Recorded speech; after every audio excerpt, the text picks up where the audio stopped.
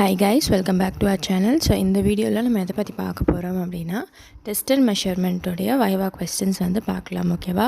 So already வந்துட்டு instruction material, lesson plan இதுக்கு எல்லாமே வந்து நம்ம வந்து வைவா கொஸ்டின்ஸ் அண்ட் ஆன்சர்ஸ் வந்து கொடுத்துருக்குறோம். அதோடைய வீடியோ லிங்க்ஸ் எல்லாத்தையுமே இந்த வீடியோட டிஸ்கிரிப்ஷனில் வந்து நான் கொடுக்குறேன். ஓகேவா? எல்லா வைவா வீடியோஸுக்குமே அதோடைய டிஸ்கிரிப்ஷனில் வந்துட்டு மித்த வைவா கொஸ்டின்ஸோடைய லிங்க்ஸ் வந்து இருக்குது. அதனால் வந்து நீங்கள் பார்க்குறது அப்படின்றப்ப வந்து அடுத்தடுத்து பார்க்குறதுக்கு வந்து உங்களுக்கு ரொம்பவே ஈஸியாக இருக்கும். அப்படி இல்லாட்டி என்ன செய்யுங்க அப்படின்னா, வைவாக்குனே வந்து தனியாக பிளேலிஸ்ட் கொடுத்துருக்குறோம். அதில் கூட நீங்கள் போய் பார்த்தீங்கன்னா ஆர்டர் வைஸ் எல்லாருடைய வைவா கொஸ்டின்ஸ், எல்லா ரெக்கார்டோடைய வைவா கொஸ்டின்ஸும் 1 by 1 இருக்கும். ஸோ அப்படியே நீங்கள் என்ன செஞ்சுக்கலாம் அப்படின்னா பார்த்துக்கலாம். ஓகேவா? ஸோ ஃபர்ஸ்ட் கொஸ்டின் பார்க்கலாம். What is meant by test and measurement? ஓகேவா? ஸோ டெஸ்ட் அண்ட் மெஷர்மெண்ட்டை ரெக்கார்டை பற்றி தெரிஞ்சுக்கிறதுக்கு முன்னாடி டெஸ்ட் அண்ட் மெஷர்மெண்ட்னால் ஃபஸ்ட்டு என்ன அப்படின்றத வந்து நம்ம தெரிஞ்சுக்கணும். ஓகேவா? It is a tool or technique to evaluate teachers teaching skills. ஓகேவா? ஸோ இது வந்து தமிழ் மீடியம் ஸ்டூடெண்ட்ஸாக இருந்தாலும் உங்களுக்கு இதே தான் வந்து வொக்காபுலரியாக நீங்கள் பார்க்குறப்ப ரொம்ப டிஃப்ரெண்ட்டாக இருக்குதுன்னு நினைக்க வேண்டாம். இது ஒன்றுமே கிடையாது. நம்மளுடைய டீச்சிங் ஸ்கில்ஸை வந்து நம்ம டீச்சிங் ப்ராக்டிஸில் போய் நம்ம டீச்சிங் ஸ்கில்ஸை வந்து நம்ம எப்படி வந்து யூட்டிலைஸ் பண்ணியிருக்கோம், எப்படி நம்ம டீச்சிங் ஸ்கில்ஸை வந்து நம்ம உருவாக்கியிருக்கோம் அப்படின்றத வந்து நம்ம காலேஜ் ஸ்டாஃப்ஸ் வந்து இந்த ரெக்கார்டை வச்சு என்ன செய்வாங்க அப்படின்னா புரிஞ்சுக்கிடுவாங்க. அதுதான் இந்த டெஸ்ட் அண்ட் மெஷர்மெண்ட்டுன்றது. இது திரும்ப நான் சொல்கிறேன், நம்மளுடைய டீச்சிங் ஸ்கில்ஸை நம்ம டீச்சிங் ப்ராக்டிஸில் எப்படி பயன்படுத்தியிருக்கிறோம் அப்படின்ட்டு நம்ம காலேஜ் ஸ்டாஃப்ஸ் வந்து பார்த்து தெரிஞ்சுப்பாங்க. ஏன்னா அவங்க வந்து டெய்லி பேசிஸில் நம்மளோட டீச்சிங் வந்து பார்த்துருக்க மாட்டாங்க. அப்போ வந்து நம்மளுடைய டீச்சிங் ஸ்கில்ஸை வந்து அவங்க எப்படி தெரிஞ்சுக்கிறாங்க அப்படின்னா, நம்ம போயிட்டு வந்து சப்மிட் பண்ணுற இந்த ரெக்கார்ட் மூலமாக தான் என்ன செஞ்சுக்கிறாங்க அப்படின்னா நம்ம டீச்சிங் ஸ்கில்ஸை வந்து என்ன பண்ணுறாங்க அப்படின்னா எவாலுவேட் பண்ணுறாங்க. ஓகேவா? ஸோ அதுதான் இந்த டெஸ்ட் அண்ட் மெஷர்மெண்ட் ரெக்கார்டுக்கான ஒரு பர்பஸ். ஓகேவா? நெக்ஸ்ட் கொஸ்டின் பார்க்கலாம். What is the purpose of test and measurement? The main purpose of test and measurement record is to evaluate teaching skills during our intensive. இப்போ நான் சொன்னேன் பார்த்தீங்களா, அதே தான் நம்மளுடைய டீச்சிங் ஸ்கில்ஸ். அதாவது நம்ம இன்டென்சிவ் டீச்சிங் ப்ரோக்ராமில் இருக்கிறப்ப நம்மளுடைய டீச்சிங் ஸ்கில்ஸை வந்து என்ன செய்கிறாங்க அப்படின்னா இந்த டெஸ்ட் அண்ட் மெஷர்மெண்ட் ரெக்கார்ட் மூலமாக என்ன பண்ணுறாங்க அப்படின்னா நம்ம காலேஜ் ஸ்டாஃப்ஸ் வந்து எவாலுவேட் பண்ணுறாங்க. ஸோ அதனால தான் என்ன சொல்லுவாங்க அப்படின்னா இந்த டெஸ்ட் அண்ட் மெஷர்மெண்ட் ரெக்கார்டில் மட்டும் ஸ்கூல்லையும் சைன் வாங்கணும்னு சொல்லுவாங்க, அட் த சேம் டைம் காலேஜ்லேயும் சைன் வாங்கணும் அப்படின்னு சொல்லிட்டு சொல்லுவாங்க. சில காலேஜஸில் வந்து இந்த மாதிரி மெயின்டைன் பண்ணுவாங்க, இன்னும் சில காலேஜஸில் வந்து ஸ்கூலில் மட்டும் சைன் வாங்கினாலே போதும் அப்படின்னு சொல்லுவாங்க. ஓகேவா? ஸோ உங்கள் காலேஜில் என்ன சொல்கிறாங்க அப்படின்றத வந்து நீங்கள் கொஞ்சம் நோட் பண்ணிவிட்டு ரெண்டுலேயுமே சைன் வாங்கணும் அப்படின்னா ரெண்டுலேயுமே சைன் வாங்கிக்கலாம். இல்லை சப்போஸ் உங்களுக்கு எதுவுமே செய்யலை அப்படின்னா சேஃபர் சைடுக்கு வந்து நீங்கள் 2 ஸ்கூல்லேயும் சைன் வாங்கிக்கலாம், காலேஜ்லேயும் சைன் வாங்கிக்கலாம். அதை பற்றி பிரச்சனை கிடையாது. ஓகேவா? ஸோ நெக்ஸ்ட் கொஸ்டின் பார்க்கலாம். What is called blue print? ஓகேவா?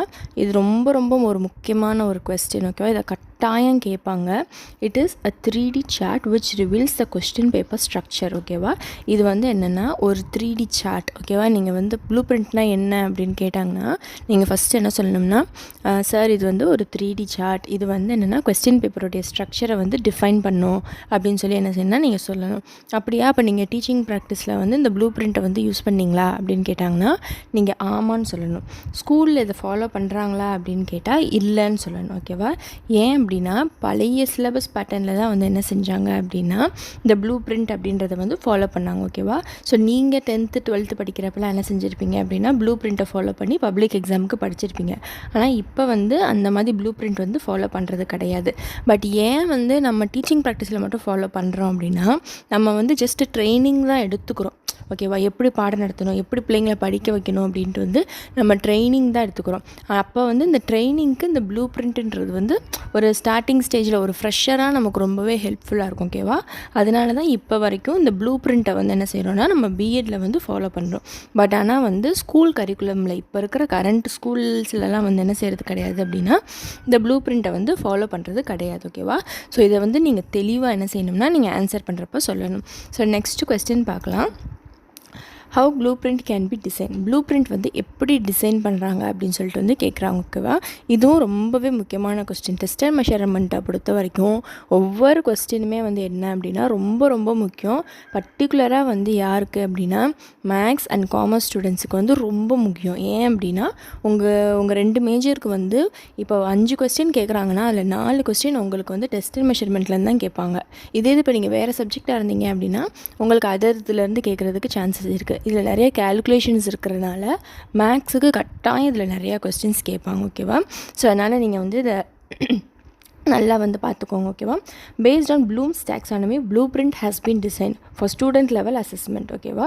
இது வந்து என்ன அப்படின்னா ஸ்டூடெண்ட்டோடைய லெவலை வந்து அசஸ் பண்ணுறதுக்காக தான் என்ன செய்கிறோம் அப்படின்னா இந்த ப்ளூ பிரிண்ட்டை வந்து யூஸ் பண்ணுறோம். இந்த ப்ளூ பிரிண்ட்டை வந்து யாரோடைய இதில் யூஸ் பண்ணுறோம் அப்படின்னா நம்ம ப்ளூம்ஸ் டாக்ஸானமி அப்படின்னு சொல்லிட்டு நம்ம படிச்சிருக்கோம் ஆல்ரெடி ஓகேவா. இதில் இப்போ நான் உங்களுக்கு அந்த ப்ளூம்ஸ் டாக்ஸானமி வந்து சும்மா ரஃபாக உங்களுக்கு வந்து ஞாபகப்படுத்துகிறேன் ஓகேவா. ஸோ அந்த ப்ளூம்ஸ் டாக்ஸானமியில் வந்து ஒன்றும் கிடையாது. அவர் வந்து என்ன செஞ்சுருப்பார் அப்படின்னா ஒரு 6 விஷயத்து மூலமாக நம்ம ஸ்டூடெண்ட்ஸை வந்து என்ன செய்யலாம்னா அனலைஸ் பண்ணலாம், அசஸ் பண்ணலாம் அப்படின்ட்டு வந்து பேசிக்காக வந்து சொல்லியிருப்பார் ஓகேவா. அது என்ன அப்படின்னா create, evaluate, analyse, apply, understand, remember. இது ஒன்றுமே கிடையாது. ஃபஸ்ட்டு நம்ம என்ன செய்யணும்னா ஸ்டூடெண்ட்டுக்கு வந்து ஒரு விஷயத்தை வந்து என்ன செய்யணும்னா உருவாக்கணும், அதாவது நம்ம லெசனை வந்து நடத்தணும் ஓகேவா. அதுக்கப்புறமேட்டுக்கு அதில் வந்து என்ன செய்யணும்னா எவாலுவேட் பண்ணணும், அதில் என்ன கருத்துக்கள் இருக்குது அப்படின்றத வந்து எவாலுவேட் பண்ணணும். அதுக்கப்புறமேட்டுக்கு ஸ்டூடெண்ட்ஸை வந்து நம்ம அனலைஸ் பண்ணணும் ஓகேவா. ஸோ அந்த விஷயங்களை வந்து நம்ம என்ன செய்யணும் அப்படின்னா ஸ்டூடெண்ட்ஸை வந்து அப்ளை பண்ண வைக்கணும். ஃபார் எக்ஸாம்பிள் வந்து என்ன செய்யணும்னா அதை வந்து படிக்க வைக்கலாம், இல்லை அவங்களோட டே டு டே லைஃப்பில் வந்து அவங்கள வந்து அதை செய்ய வைக்கலாம் ஓகேவா. ஸோ அப்படி செய்கிறது மூலமாக அவங்க என்ன செஞ்சுக்கிடுவாங்க அப்படின்னா ஒரு விஷயத்தை வந்து அண்டர்ஸ்டாண்ட் பண்ணிக்கிடுவாங்க ஓகேவா. ஸோ அதுக்கப்புறம் என்ன செய்வாங்க, அதை வந்து புரிஞ்சு படிச்சிருக்கிறாங்க. ஸோ அதனால் என்ன செஞ்சுருப்பாங்கன்னா அதை நல்லா ரிமெம்பர் பண்ணிக்கிடுவாங்க ஓகேவா. இதுதான் இந்த ப்ளூம்ஸ் டாக்ஸானமியோடைய கான்செப்ட் ஓகேவா. ப்ளூம்ஸ் டாக்ஸானமியில் இருக்கிற 6 காம்போனன்ட்ஸ் என்ன அப்படின்னு கேட்டாங்கன்னா நீங்கள் இந்த 6 சொன்னாலே போதும். Create, evaluate, analyse, apply, understand and remember ஓகேவா. ஸோ இதை வந்து நீங்கள் பார்த்து வச்சுக்கோங்க. நெக்ஸ்ட்டு கொஸ்டின் பார்க்கலாம். What are the 3 main formulas used in this record ஓகேவா. இது ரொம்ப ரொம்ப முக்கியம் ஓகேவா. நான் தனியாகவே வந்து என்ன செய்கிறேன் அப்படின்னா ஃபார்முலாவுக்கு மட்டும் ஒரு வீடியோ போடுறேன். ஸோ நீங்கள் வந்து இந்த வைவா கொஸ்டின்ஸ் போக தனியாக என்ன செஞ்சுக்கலாம் அப்படின்னா அந்த ஃபார்முலாவை மட்டும் நீங்கள் வந்து ஒரு தனியாக வச்சு என்ன செய்கிற படிச்சிங்கன்னா உங்களுக்கு ரொம்பவே வந்து கன்ஃபியூஸ் ஆகாமல் ஈஸியாக இருக்கும். ஏன் அப்படின்னா இதுலேயும் வந்து எல்லாமே கொஸ்டின்ஸ் வந்து ரொம்ப ரொம்ப முக்கியமான questions. At the same time ஃபார்முலாஸுமே எல்லாமே வந்து என்னென்னா ரொம்ப ரொம்ப முக்கியம் ஓகேவா. ஸோ இதில் வந்து ஒவ்வொரு ஃபார்முலாவுக்கும் என்ன அர்த்தன்றதை மட்டும் நம்ம பார்த்துக்கலாம். மீன் அப்படின்னா ஆவரேஜ், அதாவது டோட்டல் மார்க்கை வந்து கேல்குலேட் பண்ணுறது தான் இந்த மீனுன்றது. மீடியன் அப்படின்னா அசெண்டிங் ஆர்டரில் வந்து அரேஞ்ச் பண்ணி அதிலிருந்து ஒரு மிட் வேல்யூ எடுத்து நம்ம கேல்குலேஷன்ஸ் போடுவோம் ஓகேவா. அதுதான் இந்த மீடியன்ன்றது. மோட் அப்படின்றது வந்து மோஸ்ட் ஃப்ரீக்வெண்ட்லி அக்கர்டு மார்க். இப்போ 10 பிள்ளைங்க இருக்கிறாங்கன்னு வச்சுக்கோங்க, அந்த 10 பிள்ளைங்களில் ஒரு 6 பிள்ளைங்களுக்கு ஒரே மார்க் கண்டினியூஸாக வருது அப்படின்னா அதுதான் அந்த மோட் ஓகேவா. ஸோ அந்த மீன், மீடியன், மோட் இந்த 3 தான் வந்து என்ன அப்படின்னா உங்கள் கேல்குலேஷன்ஸ்க்கு ரொம்ப ரொம்ப முக்கியம். சப்போஸ் உங்களுக்கு எந்த விதமான ஃபார்முலாவும் வந்து ஞாபகமே வச்சுக்கவே முடியலைன்ற பட்சத்தில் இந்த 3 ஃபார்முலாஸை மட்டும் நீங்கள் அட்லீஸ்ட் ஞாபகம் வச்சுக்கிட்டீங்க அப்படின்னா ரொம்ப ரொம்ப ஈஸியாக இருக்கும் ஓகேவா. இது போக வந்து ஸ்டாண்டர்ட் டிவியேஷன் ஃபார்முலாஸ் இருக்கும் ஓகேவா. அதையும் நல்லா ஞாபகம் வச்சுக்கோங்க. இந்த 4 ஃபார்முலாஸ், அதாவது mean, median, mode and standard deviation, இந்த 4மே வந்து உங்களுக்கு படிக்க முடியாத பட்சத்தில் வந்து இந்த 4ஐயாவது அட்லீஸ்ட்டு தெரிஞ்சு வச்சுக்கோங்க. நெக்ஸ்ட் கொஸ்டின் பார்க்கலாம். What are the good qualities of test. இதுவும் ரொம்ப ரொம்ப முக்கியமான ஒரு கொஸ்டின் ஓகேவா. டெஸ்ட் ஐட்டம்ஸ்னு ஒன்று இருக்குது, டெஸ்ட்டுக்கு குட் குவாலிட்டிஸ் ஆஃப் டெஸ்ட்டுன்னுலாம் வந்து இருக்குது. அப்போ வந்து என்னென்னா குட் குவாலிட்டிஸ் ஆஃப் டெஸ்ட்டுக்கும் குட் ஐட்டம்ஸ் ஆஃப் டெஸ்ட் இதுக்கு வந்து நீங்கள் என்ன செய்யக்கூடாதுன்னா கன்ஃபியூஸ் ஆகக்கூடாது ஓகேவா. குட் குவாலிட்டிஸ் ஆஃப் டெஸ்ட் ஓகேவா அப்படின்றதுல 4 இருக்குது ஓகேவா. ஸோ இது என்ன அப்படின்னா ஒரு நல்ல டெஸ்ட்டுக்கு வந்து என்ன இருக்கணும்னா ரிலையபிலிட்டி, ஒரு உண்மைத்தன்மை இருக்கணும் ஓகேவா.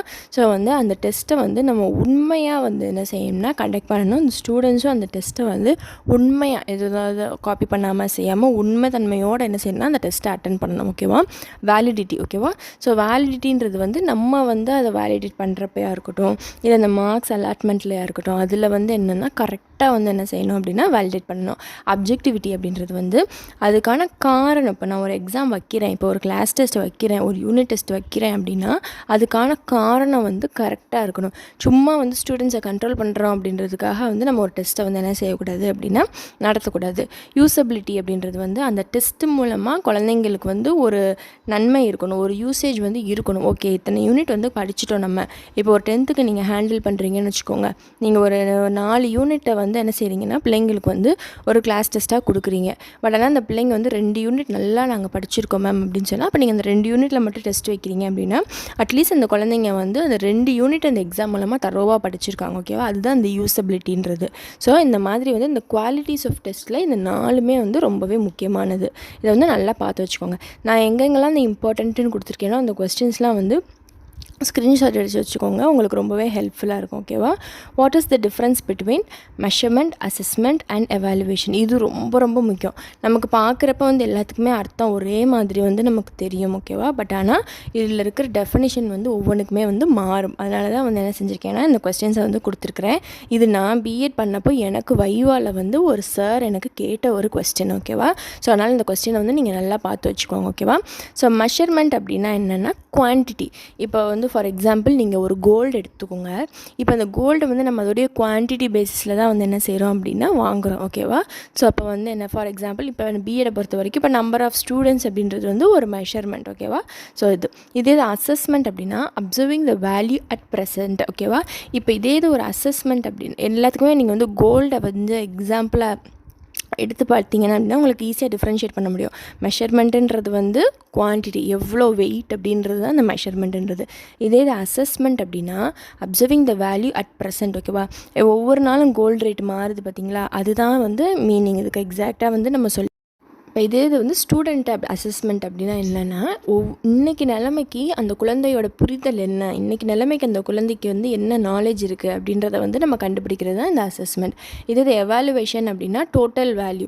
அதாவது என்ன, இப்போ ஒரு கோல்டு எடுத்துக்கிறோம், இப்போ வந்து நாங்கள் அதில் வந்து இந்த வேஸ்டேஜ் இருக்குது, மேக்கிங் சார்ஜஸ்லாம் இருக்குது பார்த்தீங்களா, இதெல்லாம் போக ஒரு டோட்டல் வேல்யூ, அதில் என்ன தான் total value, total final result என்ன அப்படின்றது தான் இந்த எவாலுவேஷன் அப்படின்றது. ஓகேவா? இது இப்போ ஸ்டூடெண்ட்ஸ் கிட்ட அப்படின்னா அவங்களுடைய அசஸ்மெண்ட் எல்லாம் பண்ணி முடிச்சு அவங்களுடைய நாலேஜ் என்ன, அவங்களுக்கு ப்ரீவியஸ் நாலேஜ் என்ன இருக்குதுலாம் பார்த்துட்டு அவங்களுக்கு வந்து ஒரு டெஸ்ட்டு வச்சு அவங்கள வந்து நம்ம எவாலுவேட் பண்ணுறோம். ஓகேவா? ஸோ அதனால் மெஷர்மெண்ட், அசஸ்மெண்ட், எவாலுவேஷன் இந்த மூணுக்குமே வந்து நல்லா டிஃப்ரென்ஸ் வந்து என்ன செஞ்சுக்கோங்க அப்படின்னா பார்த்து வச்சுக்கோங்க. ரொம்பவே முக்கியமான ஒரு கொஸ்டின். நெக்ஸ்ட் கொஸ்டின் பார்க்கலாம். What are the different types of test? ஓகேவா? ஸோ இதுவும் ரொம்ப முக்கியம்.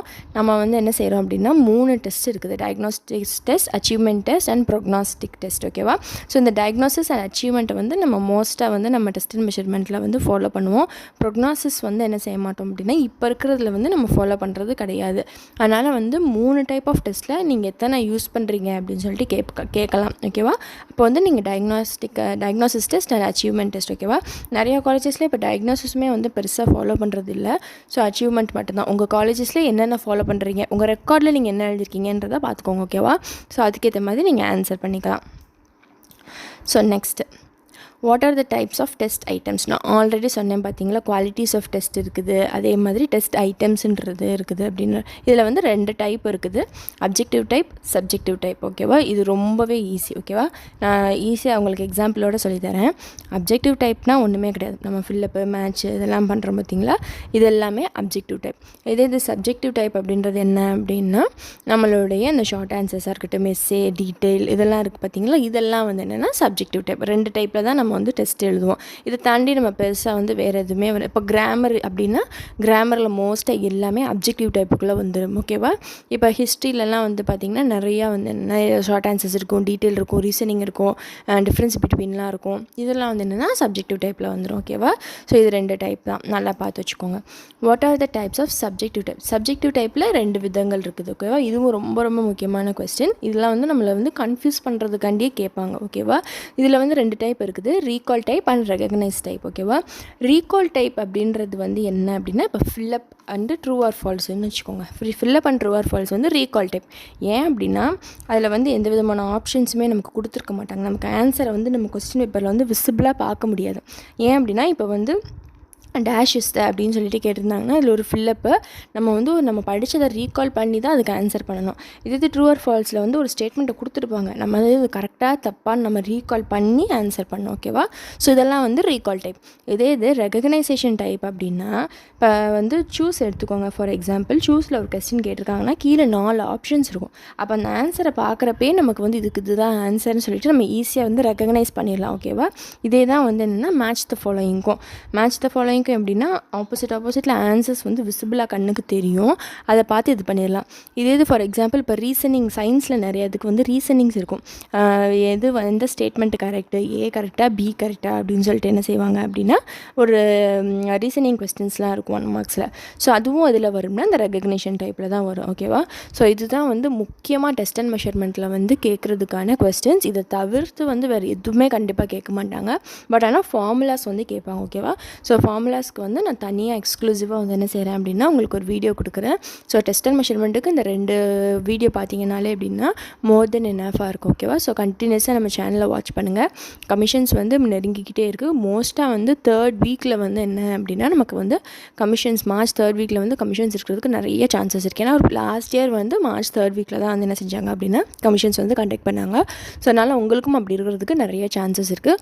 ஸோ வந்து நல்லா ப்ரிப்பேர் பண்ணுங்கள். All the best. தேங்க்யூ.